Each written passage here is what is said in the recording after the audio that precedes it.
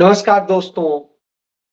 मैं बार बार एक बात बताता हूं जो मैंने आपको कल भी बताई थी कि भारतीय जनता पार्टी यानी बीजेपी और आरएसएस के लोगों को हिंदुस्तान से, भारत से प्यार नहीं है। इन्हें भारत के सर्व प्राचीन वैदिक धर्म से प्यार नहीं है, हिंदू धर्म से प्यार नहीं। इन्हें प्यार नहीं है इस देश के नागरिकों को से, इस देश के लोगों से। इन्हें प्यार नहीं है इस देश के आदिवासियों से, पिछड़ों से, अल्पसंख्यकों से, दलितों से। इन्हें प्यार नहीं है आपकी बेटियों से, आपके बच्चों से। इन्हें सिर्फ और सिर्फ प्यार है अपनी सत्ता से, अपने सुख से, अपने लिए जीते हैं। ये इतने स्वार्थी है कि अपने पूरे परिवार के लिए भी नहीं जी सकते। ये सिर्फ और सिर्फ अपने लिए जीते हैं। जी हां, यही सत्य है। और यह सत्य क्यों है? यह साबित होता है अमेरिका के चुनाव नतीजों से। अमेरिका के चुनाव नतीजों में डोनाल्ड ट्रंप जीत गया, कमला देवी हैरिस हार गई। कमला देवी हैरिस लोकतांत्रिक विचारों से जुड़ी हुई थी, वो डेमोक्रेटिक थी। और दूसरी तरफ आप समझ सकते हैं वह कैसीनो चलाने वाला डोनाल्ड ट्रंप जीता है। यानी कैसीनो चलाने वाला अमेरिका फिर चलाएगा। क्यों? मैं इसे भारतीय जनता पार्टी आरएसएस से क्यों जोड़ रहा हूं, क्यों उसकी बात कर रहा हूं, यह जानना बेहद जरूरी है। नरेंद्र मोदी ने उसे बधाई दी और बधाई देते हुए क्या कहा, जिस तरीके से नरेंद्र मोदी ने उसे बताया, यानी शायद वो उनसे ज्यादा महान व्यक्ति और कोई हो ही नहीं सकता। और उसने जिस तरीके से अपनी तस्वीरें शेयर की नरेंद्र मोदी ने, आप देखिए उनके साथ कि वाह मेरा भगवान आ गया। तो यह स्थिति है, यह इनका ट्वीट है और यह बताता है कि नरेंद्र मोदी को कितना प्यार है। और शायद यही वजह थी कि नरेंद्र मोदी के भक्त डोनाल्ड ट्रंप अमेरिका का राष्ट्रपति बने इसके लिए हवन कर रहे थे, यज्ञ कर रहे थे, अनुष्ठान कर रहे थे।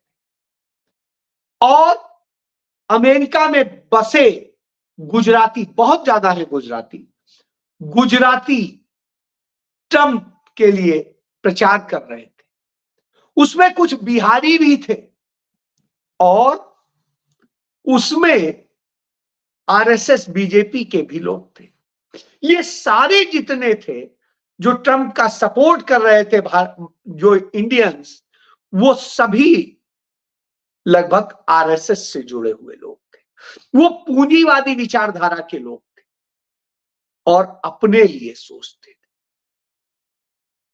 दूसरी तरफ वह विचारधारा थी कि नहीं, हमारे दक्षिण भारत से आई हुई एक महिला के अपनी बेटी है, भारतीय नाम है, कमला देवी हैरिस।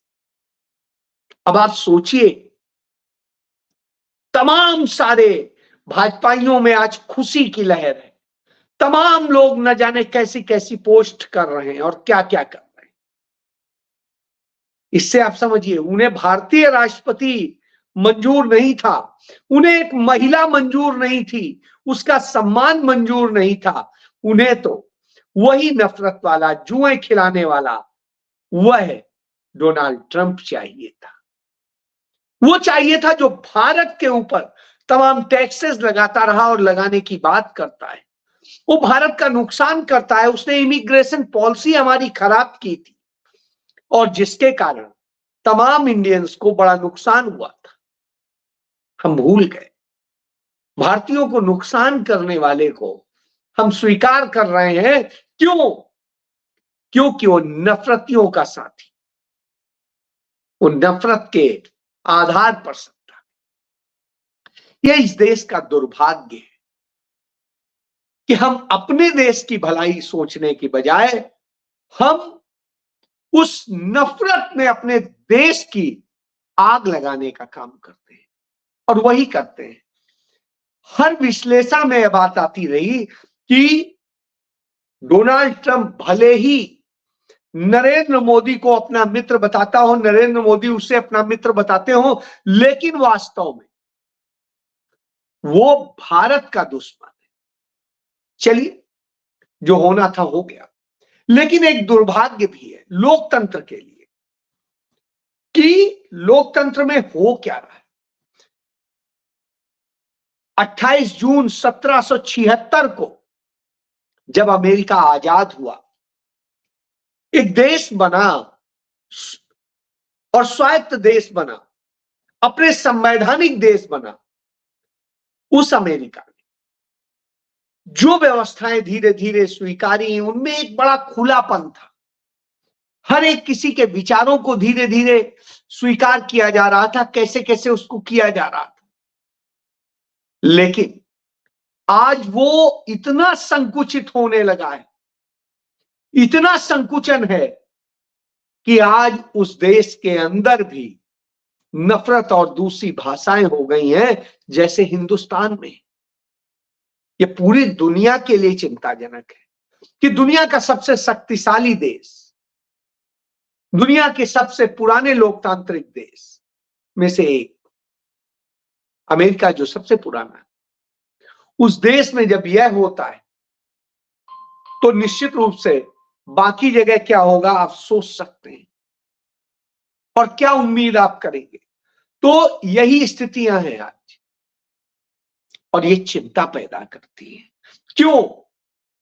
क्योंकि अमेरिका अधिनायकवाद की तरफ बढ़ रहा है, अमेरिका एकाधिकार की तरफ बढ़ रहा है, और यह देश के लिए, भारत के लिए, भारत के बाहर हर जगह नुकसान पैदा करने वाला है। भारत को तो तकलीफ होगी, क्योंकि उसके तमाम हक जो है मारे जाने हैं, जो यहाँ के नागरिकों को मिलते हैं, भारत के नागरिकों को मिलते हैं। आप समझ सकते हैं। तो यह स्थिति है। राहुल गांधी ने आज एक लेख लिखा है, वह इससे भी जुड़ा हुआ है और भारत से भी जुड़ा हुआ है। कई अखबारों में छपा है, हिंदी में भी छपा है। हिंदी में जो छपा है उसमें हेडलाइन है, समान अवसर की मांग करता व्यापार भारत का। तो जो भारत का व्यापार जगत है वो समान अवसर की मांग कर रहा है, और यह चीज अमेरिका में भी आती है, वहां भी समान अवसर। लेकिन नहीं, पूंजीपति ट्रंप को जिताने में लगे थे, उसके लिए पूरी ताकत लगाए हुए थे। कमला हैरिस के साथ भी पूंजीपति थे, लेकिन वो पूंजीपति थे जो देश को बनाने में योगदान देते हैं। दोनों का अंतर है, बड़ा छोटा सा अंतर। उस अंतर को जानने की जरूरत है। वही बात राहुल गांधी ने कही कि किस तरीके से भारतीय व्यवसाय किस रास्ते पर आगे बढ़ा है। अब उसका चुनाव इस देश की जनता को करना है। निष्पक्षता और समान अवसर या एकाधिकार, क्या चाहिए आपको? रोजगार अधिक से अधिक बने, सृजन हो, गिनती के पूंजीपतियों का शासन हो, क्या आप चाहते? या योग्यता को बढ़ावा मिले, या सत्ता से संबंधों को प्राथमिकता मिले, क्या चाहते हैं आप? तमाम सारे शोध हो, अनुसंधान हो, नवाचार हो, या डर के साए में सहमा हुआ व्यापार हो, व्यापारी हो, क्या चाहते हैं आप? भारत में बिजनेस के लिए न्यू डील सिर्फ विकल्प नहीं, बेहतर भविष्य के लिए समय की मांग है। तो राहुल गांधी ये जब कहते हैं तो निश्चित रूप से सही, आज यही स्थिति है। उन्होंने इसी को इंग्लिश में लिखा है, a new deal for Indian business. तो ये पढ़ने वाला है, बड़ा बेहतरीन है, और इसमें तमाम सारी चीजें लिखी गई। क्यों? क्योंकि यही होता है। इसका उदाहरण दे देता हूं। राजस्थान में कांग्रेस की सरकार थी, उसने ओल्ड पेंशन स्कीम लागू की और राज्य के कर्मचारियों को एक फायदा दिया जो उनकी मांग थी, लेकिन उस प्रदेश ने कांग्रेस को नकारा। नतीजतन अब राजस्थान सरकार ने, जो भाजपा की सरकार है, उसने ओपीएस स्कीम बंद कर दी और एनपीएस लागू करने का आदेश जारी कर दिया। यह आप समझ लीजिए, इस तरीके से किया जाता है, इस तरीके से किया जाता है कि कैसे आपको खत्म करना है, आपकी चीजों को खत्म करना है। तो इसको लेकर के एक बड़ी अच्छी चीज हेमंत सोरेन ने कही कि मित्र पूंजीपतियों के लिए काम करना भाजपा का लक्ष्य है, आम लोगों के लिए नहीं। आम लोगों को तो गुलाम बनाना है, उनको छोटे छोटे से लाभ दे करके उनका वोट हड़प लेना है और फिर उनके हक भी हड़प लेने, उनकी संपत्ति, उनके जल जमीन जंगल सब हड़प लेने। यही तो भाजपा है और यही भाजपा है। इसका एक बड़ा नतीजा, एक बड़ी चीज हमें गुजरात में देखने को मिलती है। जिग्नेश मेवानी ने प्रेसिडेंट ऑफ इंडिया यानी राष्ट्रपति द्रौपदी मुर्मू को चिट्ठी भी लिखी है कि आपके यहां नेहा कुमारी नाम की एक महिला आईएएस है और वो किस तरीके से कलेक्टर रहते हुए, वो महिसागर जिले में कलेक्टर है, और वो किस तरीके से दलित युवक विजय परमार को चप्पल से मारने लायक भी कहती है तुम नहीं। यानी इतनी चिढ़न है दलित से, इतनी चिढ़न है पिछड़ों से, इतनी चिढ़न है आदिवासियों से, अल्पसंख्यकों से। किसी पे बुलडोजर चढ़ा दो, किसी पे कुछ कर दो, ये सारी चीजें हो। बहरहाल राहुल गांधी ने इसका एक सच बताया कि उन्होंने कल जब दिशा की मीटिंग ली रायबरेली में, तो सभी का परिचय हुआ और जब परिचय हुआ तो एक अफसर नहीं मिला जो दलित समुदाय से हो, पिछड़े से हो, आदिवासी से हो, अल्पसंख्यक से। तो यह अपने आप में दुर्भाग्य है कि एक सीनियर अफसर नहीं, सारे वही बैठे। और यही स्थिति देश के तमाम क्षेत्रों में, पूंजी के क्षेत्र में देख लीजिए, संपत्तियों के क्षेत्र में देख लीजिए, शिक्षा के क्षेत्र में देख लीजिए, चिकित्सा के क्षेत्र में देख लीजिए, या तमाम साइंटिस्ट और दूसरे लोग देख लीजिए, आप समझ जाएंगे। तो हक मारा जाता है। राहुल गांधी नागपुर में संविधान सम्मान सम्मेलन कर रहे थे, वहां उन्होंने दीक्षा भूमि में जाकर के प्रणाम किया भगवान बुद्ध को, और वहां से प्रणाम करके वो आए और उसके बाद में जब वो वहां बोलने को होते हैं, उससे पहले महात्मा गांधी जी के साथ में, डॉक्टर अंबेडकर जी के साथ में रही ताई मौजूद थी 95 साल की। उन्होंने कहा आज मैं एक नारा लगवाना चाहती, बाबा गांधी। बाबा मीन भीमराव अंबेडकर और गांधी मतलब मोहनदास करमचंद गांधी। और उन्होंने कहा यह नारा 3 बार लगाइए, क्योंकि मैं आज मेरी एक आंख में आंसू है और दूसरी आंख में मेरे खुशी है। आंसू इसलिए है क्योंकि मैं जो दुर्दशा देख रही हूं, जो संविधान की उड़ती हुई धज्जियां देख रही हूं, जो हालात देख रही हूं, मेरे रोने के सिवा और कोई रास्ता नहीं। लेकिन दूसरी आंख में खुशी क्यों है? वो इसलिए है क्योंकि राहुल आज उस मार्ग पे निकल चुका है जो मार्ग बाबा साहब ने दिया, जो मार्ग गांधी जी ने दिया, जो मार्ग नेहरू जी ने दिया।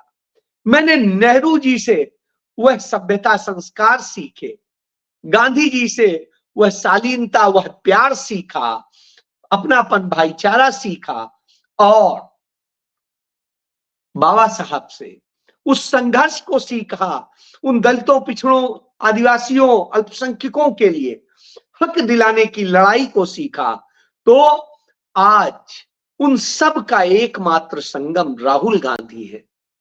और मैं यहां मौजूद सभी लोगों से आज ये प्रार्थना करती हूं कि एक आवाज में नारा लगाइए कि हाँ, राहुल गांधी के साथ हैं, जिससे मैं रात को सोते वक्त यह प्रार्थना कर सकूं भगवान से कि हाँ, अब तुम मुझे उठा लो, अब इस देश को बचाने के लिए एक नायक आ चुका है। उन बुजुर्ग ताई की उन बातों को सुन के हर किसी की आंखें नम थी, लेकिन एक यकीन था कि हां, कोई एक सच्चा व्यक्ति है। तो इस लोकतंत्र में आज उसकी जरूरत है। क्यों? क्योंकि देखिए, कल हम बड़े खुश थे कि सुप्रीम कोर्ट ने एक बड़ा अच्छा फैसला दिया कि जो मदरसों को अवैध घोषित करके अल्पसंख्यकों के शिक्षण संस्थान को छीनने की साजिश की गई थी यूपी में, उसे बचा लिया गया। लेकिन हम भूल गए, उसी की आड़ में सुप्रीम कोर्ट से एक और बड़ा जजमेंट हुआ, और उस जजमेंट में वह आ गया कि भविष्य में अडानी की संपत्ति को कैसे बचाया जाएगा। कोई और सरकार आए तो वो अडानी की संपत्ति का राष्ट्रीयकरण न कर दे, जैसे श्रीमती इंदिरा गांधी ने तमाम बैंकों का, तमाम इंश्योरेंस कंपनीज का, तमाम और दूसरी का, और राजाओं का प्रीवी पर्स खत्म करके उनकी संपत्तियां जब्त करने का जो काम किया था, वो करके उसे राष्ट्रीयकृत करने का काम किया था, वो न कर दे। अडानी ऐश करता रहे, उसके लिए ऑर्डर पास कर दिया। 9 जजेस की बेंच थी, उसमें से 9 में से 7 ने यह आदेश पारित किया, और यह चलते चलते चंद्रचूड़ करके जा रहे हैं कि आम भलाई के लिए भी सरकार सभी निजी संपत्ति कब्जे में नहीं ले सकती है, यानी लोक हित में भी यह नहीं किया जा सकता है। और इस तरह से करके उन्होंने जो इसको खत्म किया, वो अपने आप में चिंताजनक। इसका विरोध सिर्फ 2 जस्टिसेस ने किया, एक ने थोड़ा सा सभ्य तरीके से, एक ने पूरी तरीके से उसको कहा। जस्टिस नागरत्ना ने कहा समय के साथ संविधान की लचीली व्याख्या होनी चाहिए, मगर उन्होंने कहा कि जस्टिस कृष्णा अय्यर के फैसले का उल्लेख करते हुए कि केवल अर्थव्यवस्था के उदारीकरण और निजीकरण की ओर बढ़ने का कारण यह नहीं कहा जा सकता कि बीते वर्षों में इस कोर्ट के जजों ने लोगों से अन्याय किया था। उन्होंने कहा कि भारत की सुप्रीम कोर्ट की संस्था उन जजों से बड़ी है जो इसके इतिहास का हिस्सा है। वहीं दूसरी तरफ जस्टिस धूलिया ने कहा कि सुधांशु धूलिया ने कि मैं बहुमत के फैसले से असहमत हूं, यह विधायिका के हाथों को कारकों की गैर संपूर्ण सूची तक सीमित कर देता है, ताकि यह तय किया जा सके कि किन संसाधनों को भौतिक माना जा सकता है। मैं रंगनाथन रेड्डी केस में 3 जजों और संजीव कोप मामले में 5 जजों की राय के समर्थन में हूं कि निजी संसाधन समुदाय के भौतिक संसाधन, यानी वो निजी संसाधन जो है वो संपूर्ण समाज के। लेकिन जस्टिस चंद्रचूड़ के साथ में बाकी 7 जजेस ने वो फैसला सुनाया जो अडानी को भविष्य में संपत्ति बचाने में मददगार साबित हो। तो आप समझ सकते हैं कि किस तरीके से क्या किया जा रहा है, कैसे साजिशें रची जा रही। इसीलिए मैं कहता हूं, भारतीय जनता पार्टी आरएसएस न आपके हैं, न देश के हैं, न देशवासियों के हैं, न धर्म के हैं। ये सिर्फ और सिर्फ अपने स्वार्थ के हैं।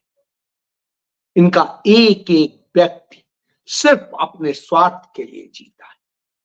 इसीलिए ताई कहती है कि मैं राहुल गांधी के पीछे खड़े होके आज महसूस कर रही हूं कि मैं बाबा गांधी के पीछे हूं, मैं नेहरू के पीछे हूं और मैं देश बनाने और बचाने वाले के पीछे। आपको भी फैसला करना है कि आपको डोनाल्ड ट्रंप की तरह से कैसीनो खिलाने वाले के साथ जाना है या आपको देश बचाने वाले के साथ। फैसला आपका। जय